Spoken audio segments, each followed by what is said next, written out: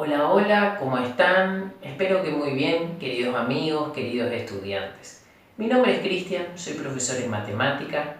Bueno, en la clase de hoy vamos a estar definiendo al rango y el rango intercuartil o intercuartílico, dirán también los libros. Si ustedes están listos, yo ya estoy preparado. Vamos a los números.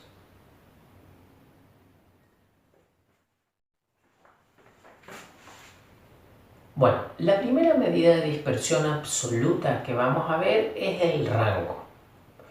El rango se define, rango o amplitud, se define el rango como la diferencia entre el valor máximo de la variable y el valor mínimo. El rango es la diferencia entre el valor más grande y el valor más pequeño que toma la variable. Por eso es muy fácil de calcular, ¿sí? Es muy sencillo en su cálculo. Vamos a ver el rango, llamémosle 1 o rango de la cátedra de lengua. ¿Cuál es? El valor máximo de la variable es 8 y el valor mínimo es 6. O sea, 2 es el rango o amplitud en la materia de lengua, en las calificaciones en la materia de lengua. Y en geografía, si le llamamos R2, es 10 el valor máximo menos 4, o sea, 6. Como ustedes ven, hay mayor dispersión o variabilidad de los datos en geografía que en las calificaciones en lengua. ¿Está? Entonces, como característica, ventaja, decimos que es muy sencilla en su cálculo. Ahora, ¿cuál es la desventaja? Nos da una somera idea de cuál es la dispersión o variabilidad, porque únicamente toma los dos valores extremos, no tiene en cuenta todos los valores intermedios de la variable. ¿Cuándo se usa? ¿Cuál es un ejemplo clásico del rango que utilizamos todos los días? La temperatura, ¿sí? El pronóstico del tiempo.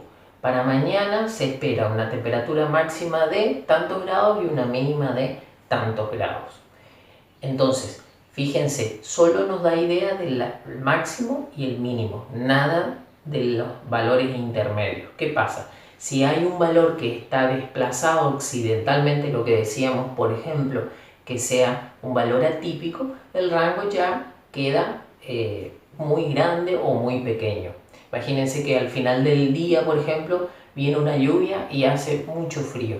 El rango se va a extender muchos grados. ¿Está? Entonces, bueno, esa es la primera medida de dispersión, el rango. ¿Cómo se define? Como la diferencia entre el valor máximo y el valor mínimo de la variable.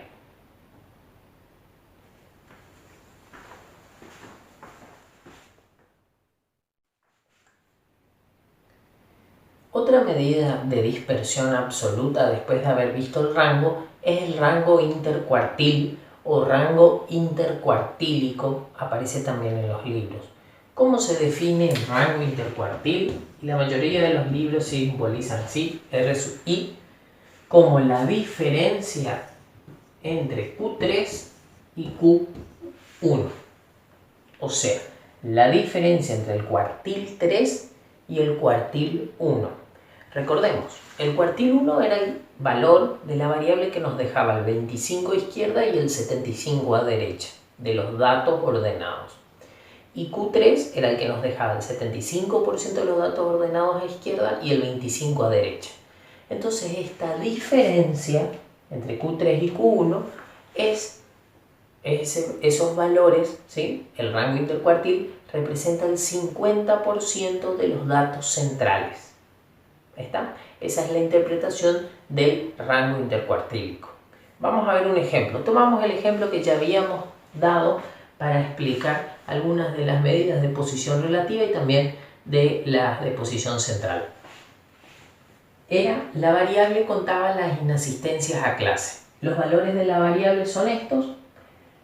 Queremos encontrar el rango intercuartil, entonces tenemos que calcular Q1 y Q3. Q1 es el percentil 25 y Q3 es el percentil 75.